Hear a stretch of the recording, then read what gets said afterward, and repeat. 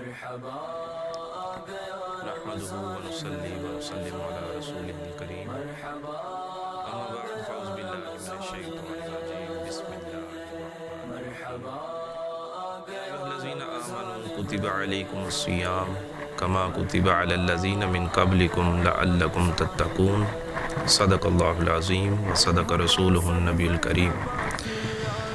دین اسلام جو ایک مکمل دین ہے، اس دین کے بنیادی طور پر 3 پہلو ہیں، جس میں سب سے پہلا پہلو یہ عقائد کا ہے، پھر دوسرا عبادات اور تیسرا معاملات کا ہے۔ ان تینوں پہلوؤں کو ملا کر مکمل دین کا سٹرکچر بنتا ہے، اور اگر ان تینوں پہلوؤں کو الگ الگ سے دیکھا جائے تو یہ تینوں پہلو جو ہیں وہ اپنے اندر بڑی وسعتیں رکھتے ہیں۔ معاملات یعنی ڈیلنگز جو ہیں وہ تو اپنے اندر کافی وسعت رکھتی ہیں، مگر ان تینوں پہلو جو ہیں اگر ان کو ایک لفظ میں ادا کرنا مقصد ہو یا ایک لفظ میں ادا کریں تو وہ تقویٰ ہے۔ قرآن مجید میں اللہ رب العالمین نے جو یہ ارشاد فرمایا ہے کہ میں نے تم پر روزے فرض کیے ہیں، اور ان کا مقصد بھی پھر ارشاد فرما دیا کہ روزے کیوں فرض کیے گئے ہیں۔ آیت مبارکہ کا آخری حصہ اس بات کی دلیل ہے کہ روزے فرض کرنے کا مقصد یہ ہے کہ لعلکم تتقون، تاکہ تم متقی بن جاؤ۔ روزے کیوں فرض کیے گئے، ہمارا آج کا جو موضوع ہے اس کا جو مین ٹائٹل ہے وہ یہی ہے کہ روزے کیوں فرض کیے گئے۔ حال کے کائنات نے اس آیت مبارکہ میں واضح الفاظ میں ارشاد فرما دیا لعلکم تتقون، تاکہ تم متقی ہو جاؤ۔ اب اگر ہم روزے کی یا اس کی بیک گراؤنڈ دیکھیں تو حضرت آدم علیہ نبینا علیہ السلام سے لے کر کے آج کے دن تک تمام امتیں، اگر ہم ادیان کے بارے میں دیکھیں، تمام سامی، غیر سامی، الہامی، غیر الہامی ادیان جو ہیں، ان میں یہ جو روزہ ہے یہ کسی نہ کسی صورت میں موجود ہے۔ کوئی خاموش رہ کر روزہ رکھتے ہیں، کوئی آگ سے پکی ہوئی چیز جو ہے وہ اس کو نہیں استعمال کرتے، یہی ان کا روزہ ہے۔ کسی کے اوقات مختلف ہیں، الغرض کہ ہر دین میں ہر ماننے والے جو لوگ ہیں ان میں روزے کی کوئی نہ کوئی صورت موجود ہے۔ یہ عبادت جو ہے یہ کسی نہ کسی حوالے سے موجود ہے، اور اس کی دلیل جو ہے وہ قرآن مجید کی یہی آیت مبارکہ میں موجود ہے کہ رب العالمین نے ارشاد فرمایا رب العالمین نے ارشاد فرمایا کما کتب علی الذین من قبلکم، جیسا کہ تم سے پہلے لوگوں پر فرض کیے گئے۔ پتہ چلا کہ عبادت کا یہ رنگ جو ہے یہ پہلے لوگوں پر بھی کسی نہ کسی صورت میں فرض رکھا گیا تھا۔ تو اس کا مقصد بھی عیاں ہے، منشاء خداوندی بھی اس میں موجود ہے کہ پہلے انسان سے لے کر آخری انسان تک سب جو ہیں وہ مجھ سے لعلکم تتقون، وہ مجھ سے پیار کریں گے۔ آج تک ہم نے تتقون کا جو ترجمہ پڑھا ہے وہ یہی پڑھتے آئے ہیں کہ ڈر، خوف، پرہیزگاری، بچنا، رک جانا۔ اسی تتقون کو اگر کسی اور اینگل سے لیا جائے تو وہ یوں بھی ہو سکتا ہے نا کہ ہمارا کوئی محبوب ہو جس سے ہمیں بڑی محبت ہو اور اس کے ناراض ہو جانے کا بھی ہمیں ڈر ہو، تو ایک خوف یہ بھی ہے۔ خوف 2 طرح کا ہوتا ہے، ایک منفی خوف ہے، ایک مثبت خوف ہے۔ منفی خوف جو ہے وہ انسان کی صلاحیت کو کم کرتا ہے، وہ قوت عمل کو چھین لیتا ہے، اور جو خوف تقویٰ کی وجہ سے پیدا ہوتا ہے، جس خوف کی بنیاد تقویٰ ہوتا ہے، وہ خوف انسان میں صلاحیت اور صالحیت دونوں کو پیدا کرتا ہے۔ وہ انسان کو کانفیڈنٹ بناتا ہے، وہ انسان میں قوت عمل کو پیدا کرتا ہے، اور انسان جو ہے وہ ایک مکمل انسان بن جاتا ہے۔ اور پھر اس تقویٰ کی منزل کیا ہے؟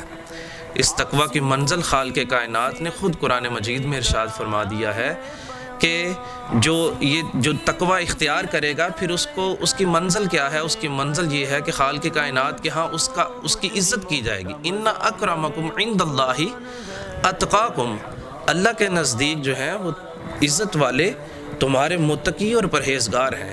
آج دنیا میں لوگ عزت، شہرت، دولت کس وجہ سے کماتے ہیں؟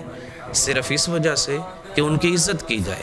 ایک چھوٹے بچے سے لے کر بڑے آدمی تک ہر کوئی اپنی سیلف رسپیکٹ کے بارے میں دوسروں سے کہتا نظر آتا ہے کہ بھائی میری جو عزت نفس ہے اس کو مجروح نہ کیا جائے، میری عزت نفس کا خیال رکھا جائے۔ ہر کوئی اپنی عزت کے حوالے سے کانشیس نظر آتا ہے۔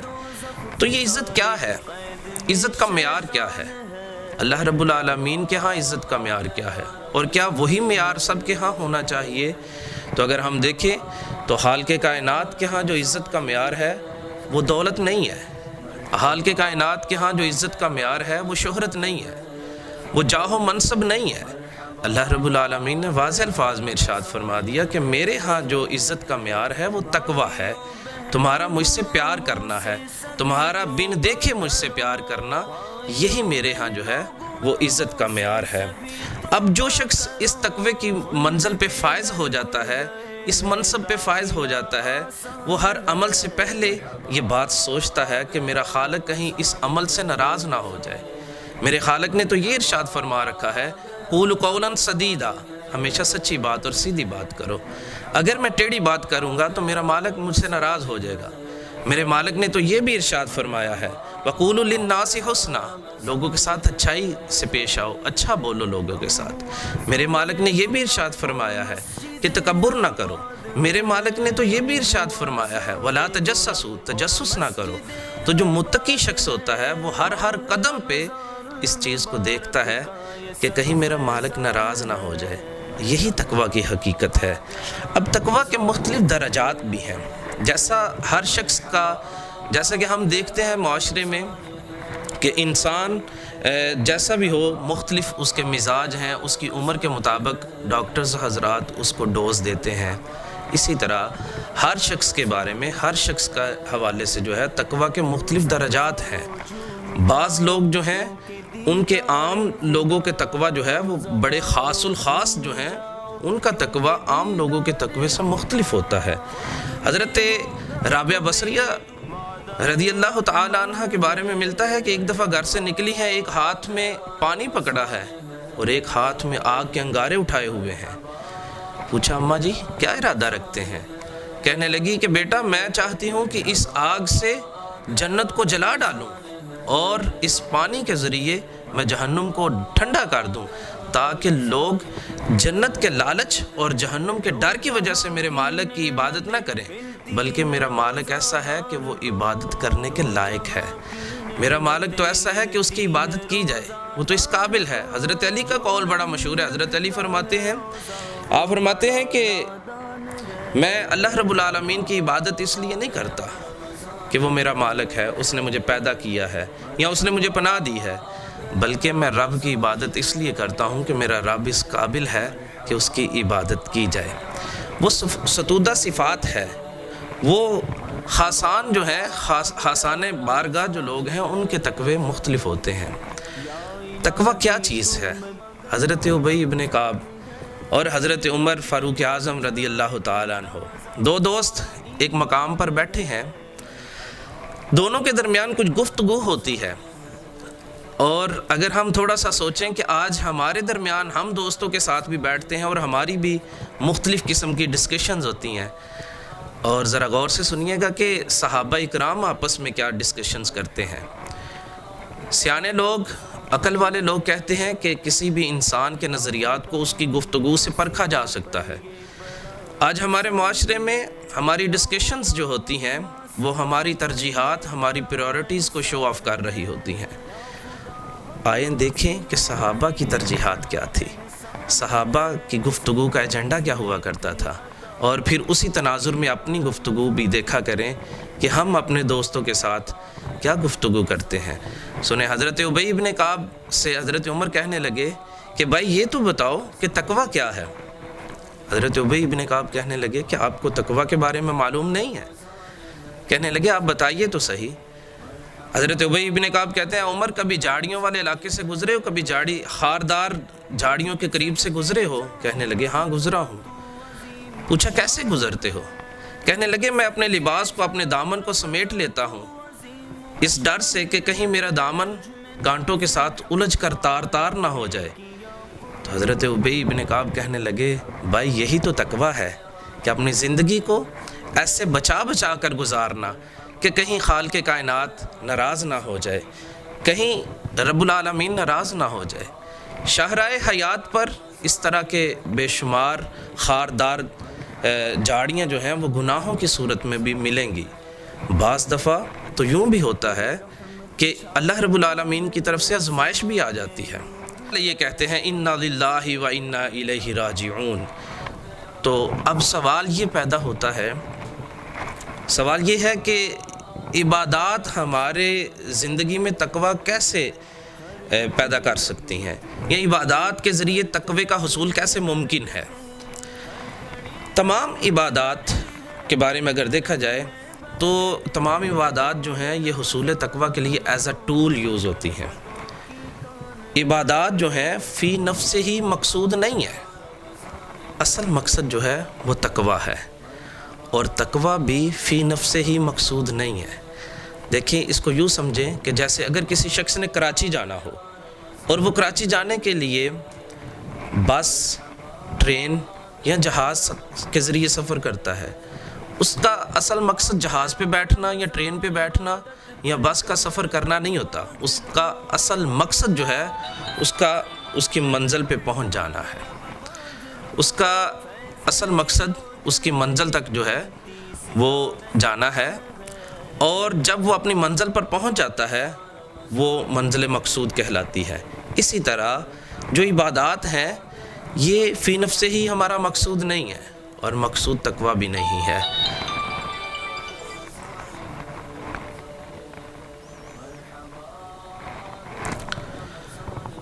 عبادات فی نفس ہی ہمارا مقصود نہیں ہے، ہمارا مقصود جو ہے وہ تقویٰ ہے، اور تقویٰ بھی فی نفس ہی مقصود نہیں۔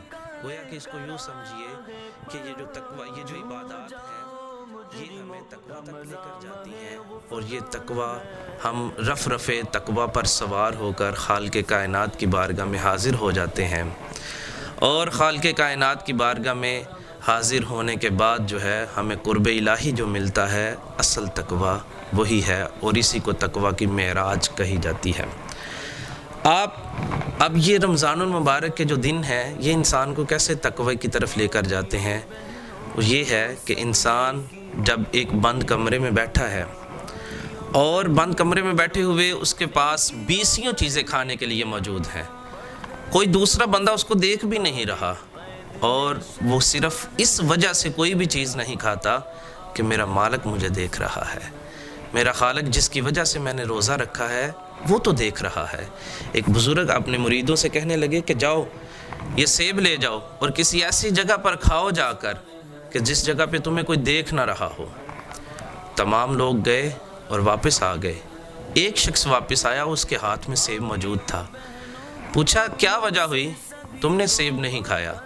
کہنے لگا میں ایک مقام پہ بیٹھا تھا، میں دیکھ رہا تھا کہ کوئی مجھے نہیں دیکھ رہا، میں سیب کھانے لگا تھا، مگر اچانک سے خیال آیا کہ خالق کائنات تو مجھے دیکھ رہا ہے۔ تو بزرگوں نے اپنا امامہ اتارا، اس کے سر پہ رکھ دیا اور اس کو اپنی مسند پہ بٹھایا اور کہا تم اس قابل ہو کہ تمہیں اس جگہ پہ بٹھایا جائے۔ اپنے اندر قرب الہی کا احساس کو پیدا کر لینا یہی تقویٰ ہے۔ جب ہم نماز کے لیے کھڑے ہوتے ہیں تو ہم سے یہ توقع کی جاتی ہے کہ تم اپنا یہ تصور بناؤ کہ تم اپنے خالق کو دیکھ رہے ہو۔ اگر تم یہ اس قابل نہ ہو یا تمہاری رسائی یہاں تک نہ رہے تو پھر یہ تو تصور بناؤ نا کہ وہ تمہیں دیکھ رہا ہے۔ اسی کا نام تقویٰ ہے۔ رمضان المبارک میں یہ عبادت ایسی ہے کہ جو انسان کو پتہ ہے، جس نے اس عبادت پر عمل کر رہا ہے، یا اس کو پتہ ہے یا خالق کائنات کو پتہ ہے۔ جب نماز ادا کی جاتی ہے تو لوگ دیکھتے ہیں نماز ادا ہو رہی ہے، جب زکوٰۃ ادا کی جاتی ہے تو لوگ دیکھتے ہیں زکوٰۃ ادا ہو رہی ہے، جب حج کیا جاتا ہے تو یہ بھی لوگ دیکھتے ہیں کہ حج کیا جا رہا ہے۔ مگر روزہ ایک ایسی عبادت ہے کہ آپ دن میں 5 مرتبہ وضو بناتے ہیں، اور وضو کرتے ہوئے پانی جو ہے وہ حلق تک جاتا ہے، مگر ایک قطرہ بھی حلق سے نیچے نہیں اترنے دیتے۔ اس کے پیچھے وجہ کیا ہے؟ کہ میرا خالق مجھے دیکھ رہا ہے، میرا مالک مجھے دیکھ رہا ہے۔ بعض لوگ روزہ رکھ کے بھی روزہ نہیں رکھتے، اور بعض لوگ ایسے ہیں جو رمضان میں داخل ہوتے ہیں، اور بعض ایسے ہیں جو اپنے اندر رمضان کو داخل ہونے دیتے ہیں۔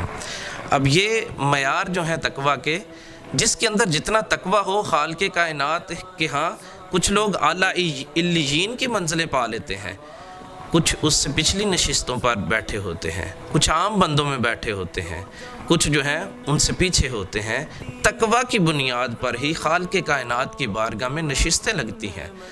دیکھیں میرے رسول اللہ صلی اللہ علیہ وسلم کی حدیث پاک کا مفہوم ہے، جب آخری جنتی یعنی وہ شخص جو جہنم سے اپنے گناہوں کی سزا پا کر بالکل پاک مطہر ہو کر جب جنت کی طرف جاتا ہے، اپنی جنت کے حصے کا جو اپنی جنت کا تمام وزٹ کرنے کے بعد، تمام جنت گھوم لینے کے بعد، تمام جنت کی سیر کر لینے کے بعد، وہ فرشتوں سے کہتے ہیں کیا مجھ سے زیادہ بھی کسی کو جنت میں حصہ ملا ہے؟ تو پتہ چلا خالق کائنات کے ہاں کوئی کمی نہیں۔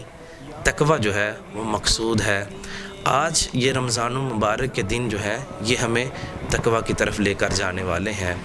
رمضان کی آمد کا مقصد بھی صرف یہی ہے کہ انسان اپنے اندر یہ احساس پیدا کرے کہ میرا خالق مجھے دیکھ رہا ہے، اور اس احساس کو جب دوام مل جاتا ہے تو حقیقت بات ہے انسان کی زندگی کا مقصد پورا ہو جاتا ہے۔